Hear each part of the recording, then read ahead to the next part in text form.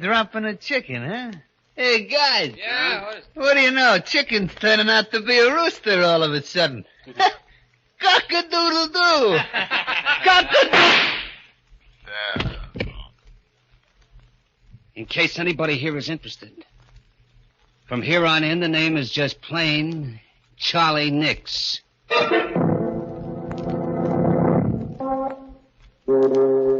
Midnight. The witching hour when the night is darkest.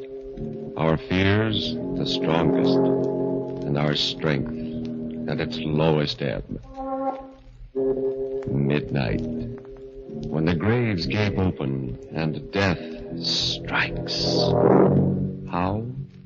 You'll learn the answer in just a minute in Trigger Man.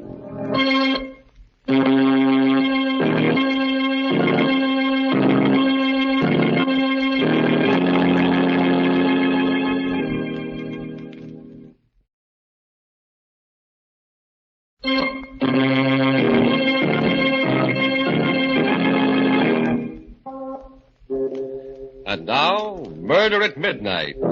Tales of mystery and terror by radio's foremost mystery writers. Our story, written by Max Ehrlich, is different from any of the other tales you have heard in this program. Its mystery is not that of the supernatural, but of the unknown quantities in the human soul. And so, because it has suspense and complete credibility, we give you Trigger Man.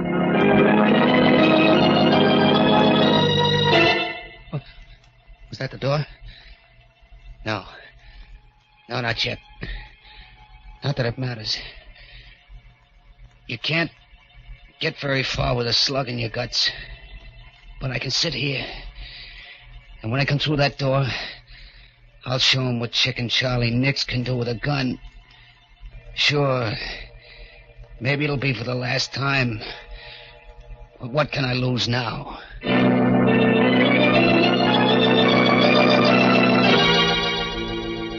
It's funny how it all comes back to you in the end.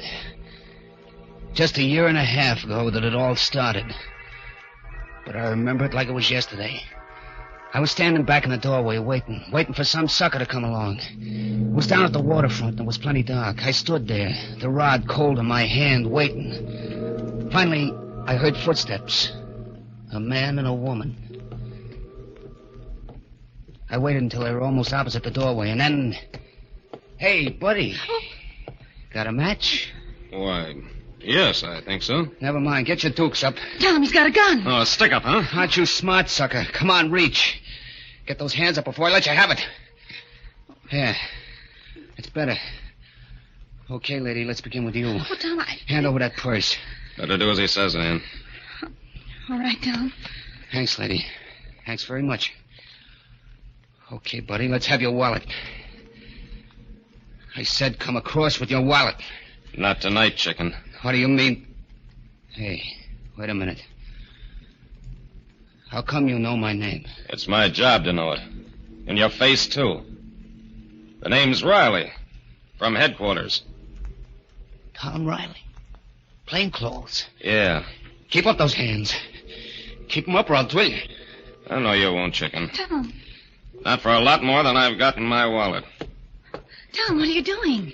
He'll kill you. I don't think he will. Will you, chicken? Keep away from me, Flatfoot. Don't come a step nearer, you hear? Another step and I'll splatter you all over the sidewalk. You haven't got the nerve, chicken. You know it and I know it. Now, drop that gun. Keep away, do you hear? I ain't afraid to shoot. I'll tell you, I'll let you have it. Then what are you waiting for? That was for the gun, chicken, and this is for you. No. Hold me up. No, you yellow belly rat. Pull the gun on me, will you?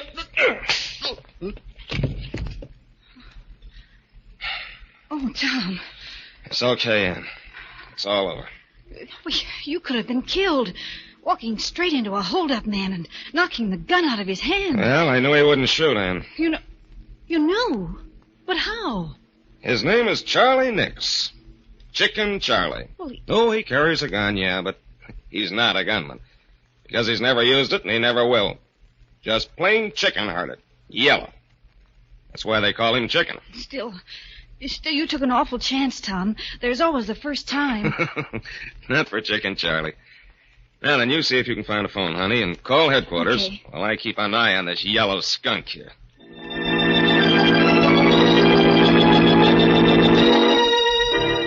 Yeah, that's the way it was. I just didn't have the nerve to put the blast on anyone.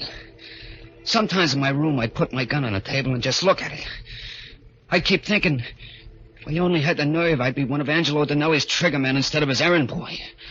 The rest of the mob would respect me instead of slapping me around and calling me Chicken. That's what got me more than anything else, the way they laughed and called me Chicken. It wasn't that I didn't try. That time I held up Riley, I was going to let him have it. I wanted to, but I don't know, at the last minute I got all cold inside. My fingers got stiff and numb. And it cost me a year in a pen. The day after I got out, I was sitting in the Boulevard Cafe, having myself a beer, when in walked the boss, Angie Dinelli. It's great having you back, Chicken. Thanks, Angie. Thanks. By the way, I saw an old pal of yours the other day. Yeah? Who? Tom Riley. Riley, huh? Yeah, it's too bad you didn't knock him off that night, Chicken. Yeah.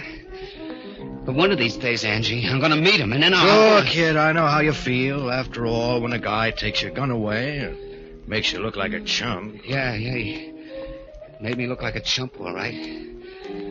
But I'm different now, Angie. That year in a clink, well, I got a different kind of nerve now. Wait and see. Sure, but take it easy, kid. There's plenty of time, plenty.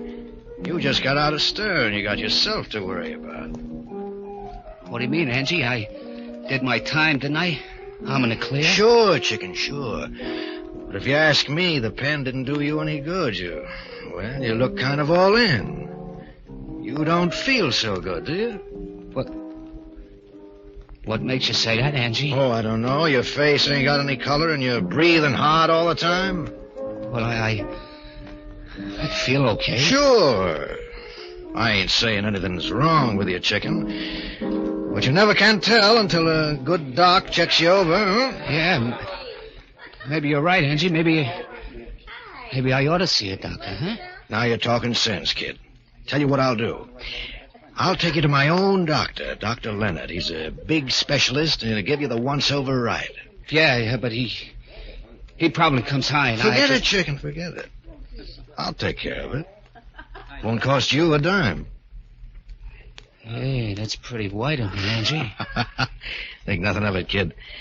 After all, you're one of my boys, ain't you? Yeah.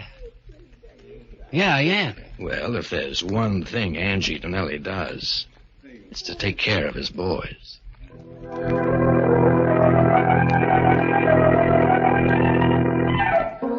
A couple of days later, Angie Dinelli set up an appointment for me with this Dr. Leonard. I went to his office, and he gave me a real checkup from soup to nuts. And when he got through, I didn't like the look on his face. Sit down, Mr. Nix, and let's talk. Doc, what's the matter? Did you find something wrong? Care for a cigarette? Never mind the stalling, Doc. Give it to me straight. Is it good or bad? I'm sorry, but it's bad. You mean my chest? It isn't your chest. It's your heart. My heart? What about it? You've got a severe aneurysm there. A what? What's that mean? It means that you've got a serious weakness of the heart muscle wall. Yeah, but how serious? I'm sorry, Mr. Nix, but you haven't got more than 6 months to live. 6 months. Yeah, that's what he said. 6 months to live. For a while I didn't get it. You don't get things like that right away. And then 6 months, and he gave me 6 months to live. Someday I'll be just walking along and maybe sleeping, and then it'll come. It's tough, Chicken. Plenty tough. Yeah. Know how you feel. Nobody knows how I feel. Except maybe a guy in a death house. Yeah, that's what it's like. Like knowing when you're going to burn, waiting for it. Take it easy, chicken. Here, have another drink, huh? Yeah, thanks. Thanks, Angie. You're okay. Maybe the doc was wrong. There's always a chance. No, Angie. Check me twice just to make sure. There ain't a thing I can do, not a thing except wait for it. Just sit around and wait to croak. Listen, kid. You've got 6 months to live. Okay. You know what I'd do if I had 6 months to live? What? What would you do? I'd live. Huh? Yeah, I'd spend all my time living. Champagne, dames, I'd have them all. I'd do all the things I ever wanted to do but didn't have the nerve to do before. You see what I mean, kid? I'd live a lifetime in 6 months. Sure, but that takes dough. You can get the dough? How? From me. Huh? Look, chicken. You always wanted to be a trigger man, didn't you? Yeah. Well, I'm hiring you right here and now. At $500 a week. 500? But, Angie, you know I ain't got the nerve. Sure you have, but it's different now. You don't have to be afraid of a thing. Not a thing. Well, you can go around blasting guys like clay pigeons if you want to. But suppose the cops nail me. What do you care? Suppose they send you to the death house. You got nothing to lose anyway, have you? Your heart's bad, ain't it? You've only got a little while anyway, either way. Yeah. That's right, Angie. That's right. What can I lose? Denelli was right. This was my chance. I packed a new gap and started to look for Riley. Riley the dick who'd set me up. Yeah, he was going to be number one. He'll be coming along here any minute, kid. Yeah. This is it, chicken. There's Riley. There he is. No, chicken, not yet. Wait till he comes closer. Look, Angie, I first one that comes hardest, kid. The rest are easy. Look at him, pal. He knows from nothing. Take your beat on him. You can't miss.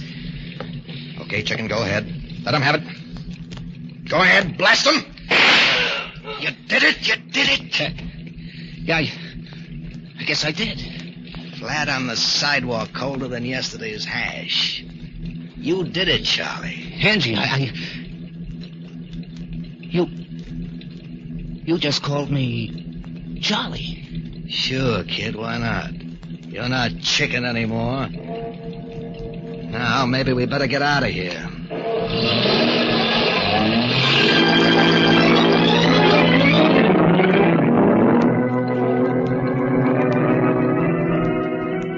A car roars away up the street, leaving the body lying there in a pool of blood as the clock strikes 12 for Murder at Midnight.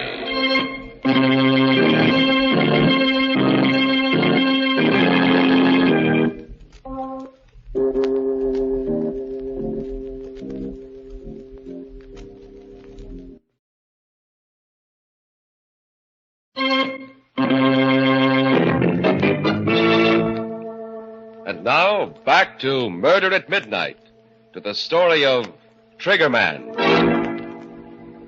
Where are they, anyway? Getting kind of anxious to see them. Even with a slug in my gut, I'll be able to give them quite a reception. Funny how a guy can change. How different it's all been since I put the blast on Riley. That was my first and the toughest one. After that, it was easy. There were plenty of guys in Angie Denelli's way, and I aimed to please. Whenever I watched one of them fold up with that funny expression on his face, well, it kind of helped. It helped me to forget how it was with me. It was like a champagne drunk. But then the hangover would come, and I'd remember that I had less than 6 months to live myself. Yeah, I was a different guy, all right. Take what happened a couple of days after I got Riley. We was having a meeting up at the Hideaway on a new job when a character named Bummy Devine started shooting his mouth off. Hey, chicken. Still carrying around that pop gun of yours? What did you call me? Chicken. Ain't that your name? The name is Charlie. Charlie Nix. Hey, guys. Yeah. What do you know? Chicken's turning out to be a rooster all of a sudden. Cock-a-doodle-doo. Cock-a-doodle. In case anybody else here is interested, the name from here in is just plain Charlie Nix.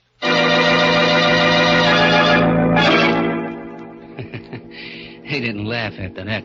No one did again, ever. I was it. I took chances where no other trigger man would. Why not? What'd I have to lose? In a few months, I'd be through anyway. There was a difference.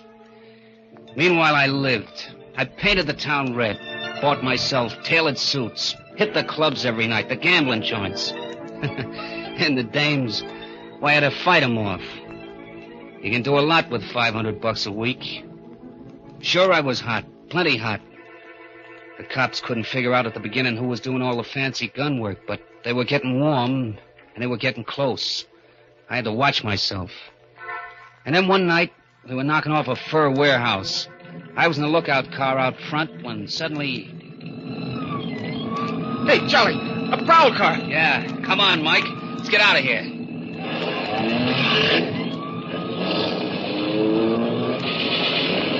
Hey, they're shooting at us. Tommy guns. Hang on, Charlie. Here they come right after us. Hold it steady, Mike. I'm going to try to nail a tire. Oh! Hey, Charlie. Charlie, what's the matter? I'm hit. Keep going, Mike. Got a ditch in my...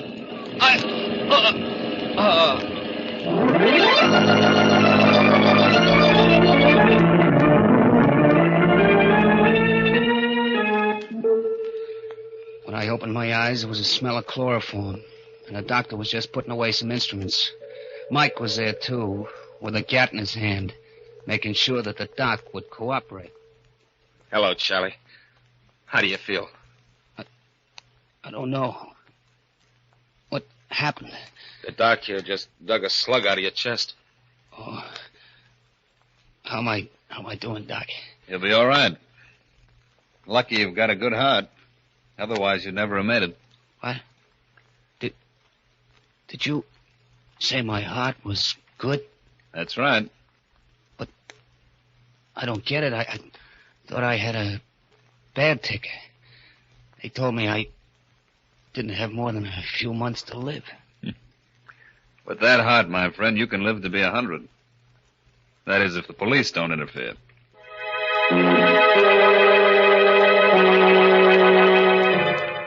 I spent 3 weeks laid up after that, in bed. And every day the boss would send me flowers, comic books, and all kinds of stuff. A real thoughtful guy, Angie. But I was thoughtful, too. There were some things I had to add up for myself. I had to find out whether I was living on borrowed time or not. As soon as I could walk, I made a beeline for Angie Donnelly's specialist, Doc Leonard. But I found out right away that Doc Leonard didn't live there anymore. A dentist was in the office instead. Then I looked up the superintendent. Yes, I'm in charge here. What can I do for you? If it's about It isn't. I'm looking for Dr. Leonard. Dr. Leonard? Oh, the one that was in the dentist's office before. That's right. You know where he went? No, he didn't leave any forwarding address. It's a funny thing about him. Yeah? What? Why, he paid us a month's rent in advance and moved in, equipment and everything. But he only stayed 2 days. Moved out at night. No notice, nothing. Just came and went. I see. Never could figure it out. That's the way it was. Sorry I couldn't be of more help, mister. That's okay. You've told me enough. All I want to know. So that was it. I had the answer. I went home, took my old gun out of the drawer, slipped it into my shoulder holster. It felt good there. Just like old times. I was just putting on my hat and coat when the phone rang. Hello. Hello, Charlie. How do you feel? Fine, Angie, fine. Funny thing you calling up just now. Yeah, why? I was just thinking of you. Where are you now? I'm over at my apartment. Listen, kid, do you feel well enough to do a little job for me tonight? I feel fine. Well, that's swell. Drop over to my place right away. Okay, I'll be right over. And Angie. Yeah? Thanks for everything. The flowers and stuff. Forget it, kid. What's a pal for, anyway? Funny how a guy acts sometimes.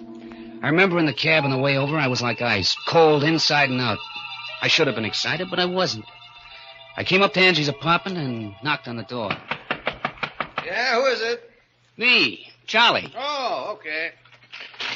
Come on in, Charlie. Yeah, thanks. Well, you're up and around, huh, kid? It's great. Yep. Not that it makes much difference. You see, Angie, my 6 months is supposed to be up tomorrow. Is that right? Yeah, that's right. And you know something, Angie?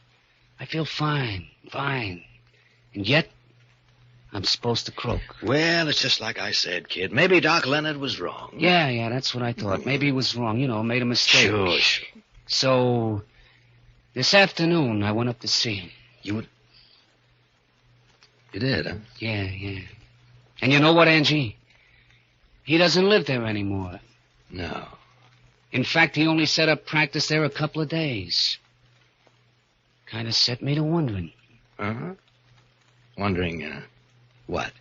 Whether this Doc Leonard wasn't a doctor after all, but just a phony. I don't get it. Why should he be? Suppose you tell me, Angie. I don't know what you mean. Oh? And suppose I tell you, Angie. This Doc Leonard was your boy. Between you framed me with this bad heart gag. You needed a gunster who could take chances, and I was your pigeon. Wait a minute, Charlie. It was easy, wasn't it, Danelli? Talking a chump like me into it. When I thought I only had 6 months to go. You knew I wouldn't be afraid anymore. Sure. What could I lose? And so you got me to do your dirty work for you while you were somewhere else with an airtight alibi. And when the heat was turned on, you knew it'd be on me. You're wrong, kid. You see, you were supposed to live 6 months. And that's all you're going to live. Don't do any reaching, Angie. Don't!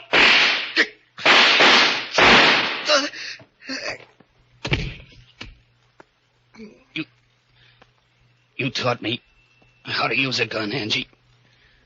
You should have just let me stay Chicken Charlie Nix. Yeah, he got me in the belly with his first one. But I got him before he could repeat. There he is, lying on his own rug, soaking in his blood. And as for me, well, there ain't much I can do but wait.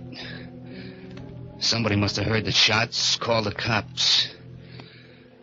Funny how I feel now. How different it is. When you think of it, if I'd stayed Chicken Charlie, I wouldn't be here now with a slug in my guts. Like the doc said, I could have lived to be maybe 100. Well, if it ain't old Chicken Charlie. Hello, copper. What did you call me? Why, we've been looking all over for you, Chicken, but it looks like somebody saved the state some dough. Not yet. I've still got enough stuff to... Stay where you are. Don't come any closer, you hear? No? Why not, Chicken? Because I'm a killer, that's why. Because I got nothing to live for anyway. And keep away from me, do you hear? Keep away or... Oh, what? Give me that rod. Stop, you can't. Sure I can, punk. Once a chicken, always a chicken.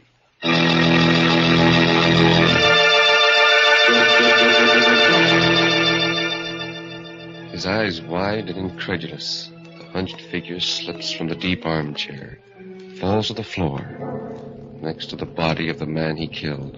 And somewhere in the distance, a clock in a church steeple starts chiming for...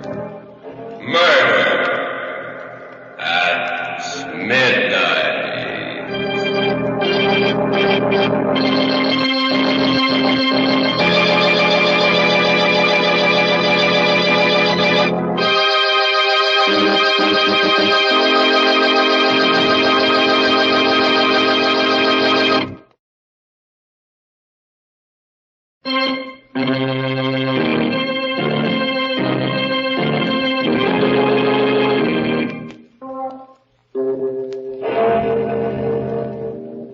remember to be with us again when death is our unseen guest, and the clocks strike 12 for Murder at Midnight. The part of Chicken Charlie Nix was played by Bill Quinn. With music by Charles Paul, Murder at Midnight is directed by Anton M. Leader